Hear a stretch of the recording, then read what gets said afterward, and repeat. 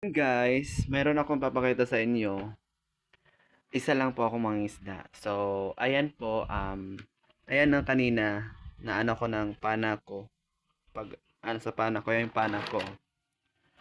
Yan siya. So, natamaan ko ng tako, pagbanda. So, papakita ko sa inyo yung isda kong huli. So, hindi naman natin kailangan magpaganda or paano. Kasi syempre, importante talaga bilang mangingisda, kailangan mo pukusan. Ito, huli ko po ito ay grouper. Isang maliit na grouper. Tapos, isang maliit din na grouper din na pula-pula po. Ito naman yung pinakamalaki. Ayan. Huli ko po yan. Ngayong araw. Tsaka, meron akong isdang parrotfish.